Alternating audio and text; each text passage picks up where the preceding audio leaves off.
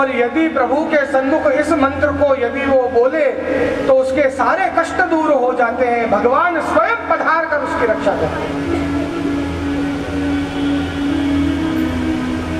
कृष्ण कृष्ण महाभाग त्वं नाथौ गोकुलं प्रभु त्रातुमर्हसि देवान् तो पिता भक्तवत्सल। हे कृष्ण हे महाभाग, आप कृपा करके हमारी रक्षा करें। त्वं नाथम गोकुलम प्रभु, आप हमारे नाथ हैं, सर्वस्व गोकुल के आप ही नाथ हैं। आपके स्वरूप को अब हम पहचाने हैं, हम आपकी शरण में हैं। ये जो देव ने जो प्रकोप किया है उसके त्रास से, उसके प्रकोप से कृपा करके हमारी रक्षा करें। हम और किसी को नहीं जानते, हम और कहीं नहीं जाना चाहते। हम जानते हैं आप सर्व सामर्थ्यवान हैं। कृपिताज आप हमारे पर कृपा करें, हम पर कृपा करके हमारी रक्षा करें। आप भक्तवत्सल हैं, सब भक्तों पर कृपा करते हैं।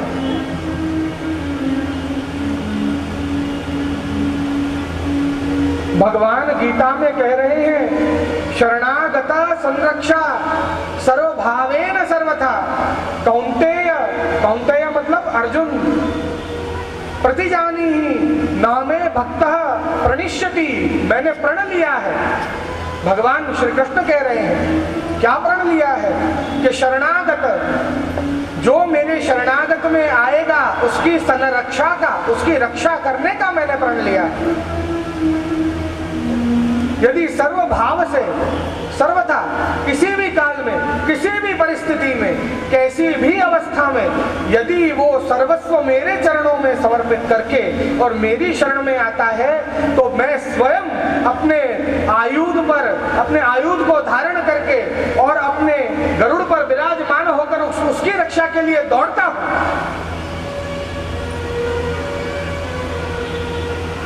अब देखो भगवान आगे इसी श्लोक में कह रहे हैं कि अभयम सर्वभूतानां, कि वे सारे जीव अभय, मैं उनको अभय बना देता हूं, उनको कोई भय नहीं रहता। कब कि तवास्मी, जो तवास्मी बोलता है मेरे सामने आकर मुझसे ऐसा कहता है हे कृष्ण मैं तुम्हारा हूं, अब तुम मेरे हो और तुम मेरी रक्षा करो। मदन्यते न जानन्ति नाहं तभ्यो मनागपि। भगवान भी उस समय ऐसा कहते हैं कि मेरा भक्त यदि मेरे अलावा और किसी को नहीं जानता तो एक बात ध्यान रख लो, मैं भी अपने भक्त के अलावा और किसी को नहीं जानता। मदन्यते न जानन्ति नाहं तभ्यो मनागपि। यदि मेरा भक्त मेरे अलावा किसी को नहीं जानता, यदि मेरा भक्त मात्र मेरा है तो मैं भी मात्र मेरे भक्त का हूं और किसी का नहीं। यदि मेरा भक्त मेरे शरण में आता है और मुझसे तवास्मी, हे कृष्ण मैं तुम्हारा हूं, तवास्मी मैं तुम्हारा हूं, कृपा करके मेरी रक्षा करें, तो मैं सदा सर्वदा उसकी रक्षा के लिए दौड़ता हूं। भगवान ने वचन दिया है, उस वचन का पालन कर रहे हैं। जैसे कि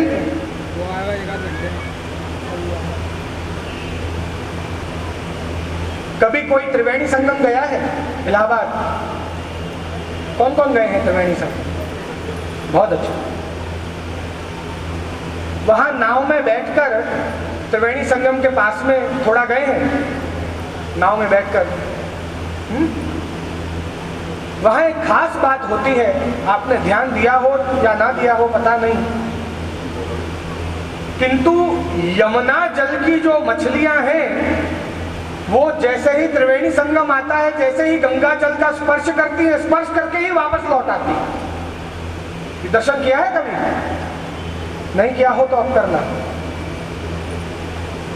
जो यमुना के मीन नित रहत यमुना जल, उसको कोई दूसरा जल रास नहीं आता। जैसे ही दूसरे जल का स्पर्श करता है वो मीन, ऐसे ही उसको पता चल जाता है कि ये मेरा आश्रय स्थान नहीं है।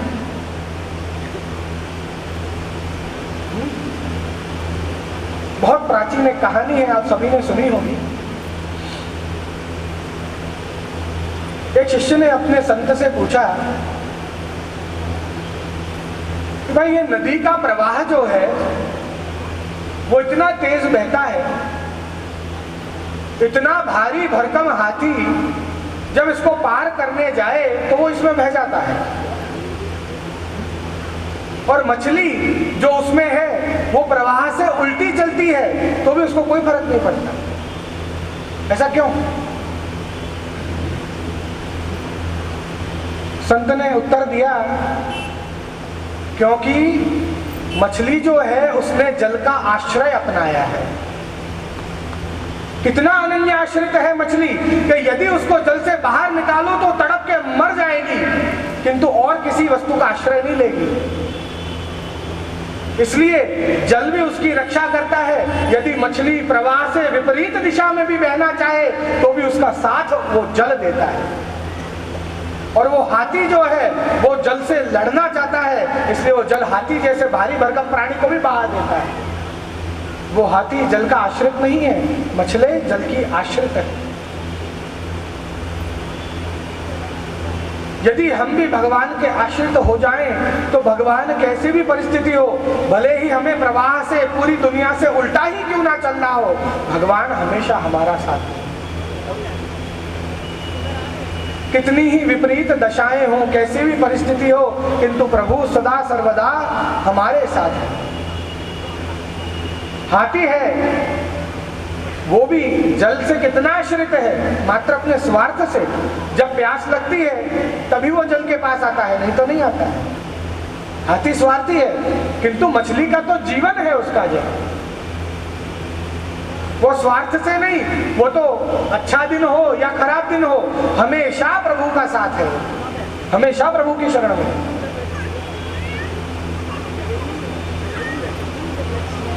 भगवान ने भी वही बात की कि जो जीव मेरी शरण में आते हैं मैं सदा सर्वदा उसकी रक्षा करता हूँ, ये मेरा वचन है, मैंने ऐसा प्रण लिया है। इतना कहकर भगवान श्री कृष्ण आप गिरिराज जी के मुखारविंद पर पधारे, सीधे हाथ से गिरिराज जी को उठाया है और उछाल कर उल्टे हाथ के उंगली पर बंधा लिया है। श्री गिरिराज धारण की हस्तेन कृत्वा गोवर्धनाचलम, अपने हस्त में गोवर्धन का आंचल, गोवर्धन पर्वत पूरा उठा लिया है। दधार लीलया कृष्ण छात्रमिव बालकः, जैसे कि एक छोटा सा बालक एक छतरी से खेलता हो, यहाँ से वहां छत्र, एक पुष्प, बड़ा कमल का फूल हो, उसको लेकर और उसको कभी यूं उछालता हो कभी यूं उछालता हो, ऐसे खेल खेल में भगवान श्री कृष्ण ने गोवर्धन पर्वत को उठाया, उठाकर उछाला और अपने वाम हस्त की कनिष्ठिका के नख के ऊपर धारण किया है।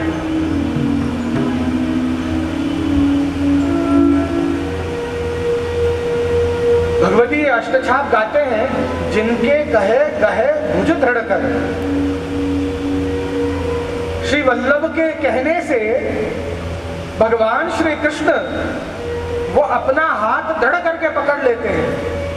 ब्रह्म संबंध की दीक्षा है, वो क्या है? यही तो है, ब्रह्म के साथ संबंध करा देते हैं, भगवान का हाथ अपने हाथ में दे देते हैं। इतनी बड़ी कृपा ये वल्लभ करते हैं। और भुज दृढ़ कर, हल्के से नहीं, भगवान उसका हाथ दृढ़ करके पकड़ लेते हैं। अब देखो, विचार करो कि जो भगवान, ऐसे कहा जाता है कि अपना जो सीधा अंग है वो ज्यादा बलवान होता है, उल्टा अंग है वो थोड़ा कमजोर होता है। भगवान सबसे कह रहे हैं कि तुम जिसको कमजोर अंग मानते हो, ऐसा मेरा वाम भुज, मेरा वाम हस्त, उसका भी सबसे कमजोर अंग, उसकी सबसे छोटी उंगली कनिष्ठिका, और उसका भी सबसे कमजोर अंग उसका नख।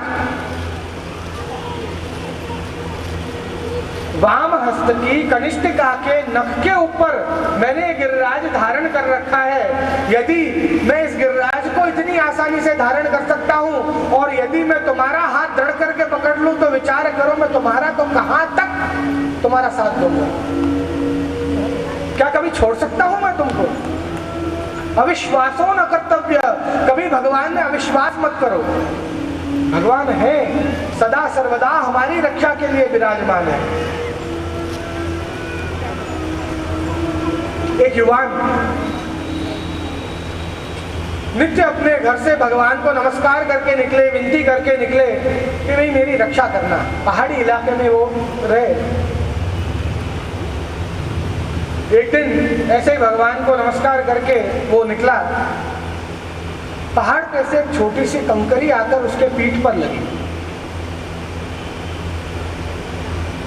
सीधे उसने ऊपर भगवान की ओर देखा, कहा भगवान क्यों?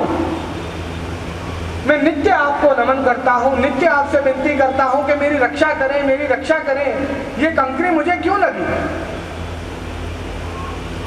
जैसे ही उसने इतना कहा ऊपर से गड़गड़ाहट आवाज आने लगी। पीछे फिर के देखा तो पहाड़ से बहुत बड़ा पत्थर, एक शिला उसकी ओर गुड़कती हुई आ रही थी।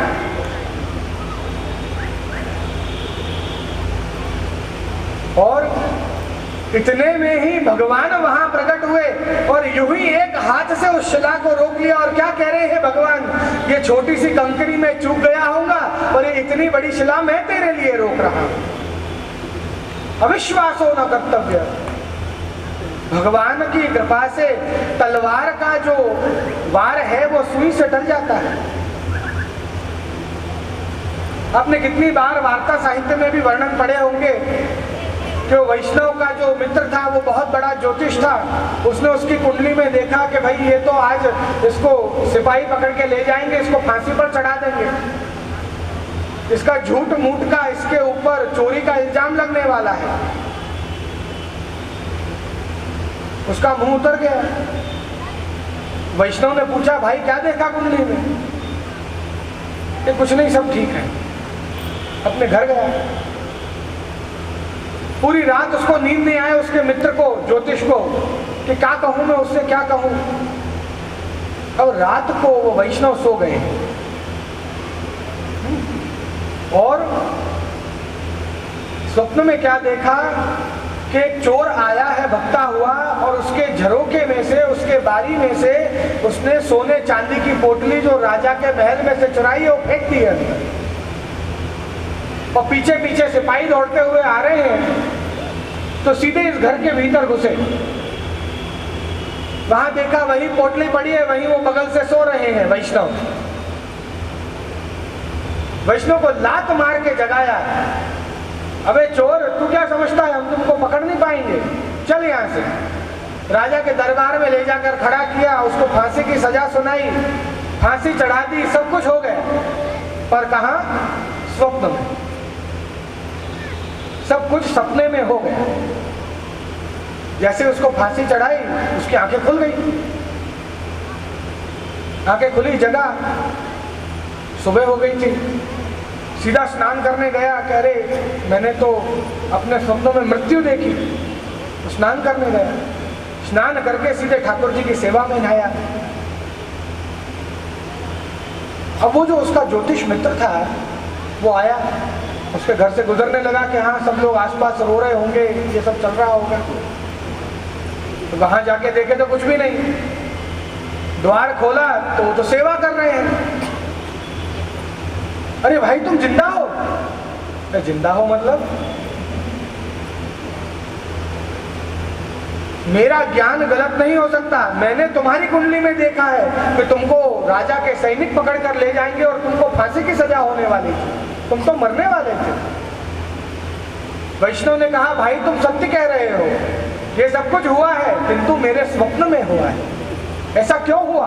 क्योंकि वो भगवान श्री कृष्ण के अनन्य भक्त थे, नित्य सेवा करते, और इसीलिए जो तलवार का जो वार था वो सुई से टल गया।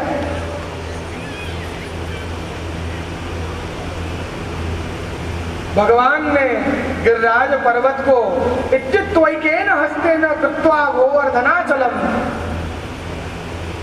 भगवान ने अपने श्रीहस्त में श्री गिरिराज जी को धारण किया है, गिरिराज जी को उठाया और अपने सीधे हाथ से उठाकर और उछाल कर, जैसे खिलौने को उछालते हैं ऐसे खेल रहे हैं और गिरिराज जी को नचा रहे हैं। दो श्रीहस्तों में वेणु धारण की है, एक श्रीहस्त में शंख धारण किया है। शंख जो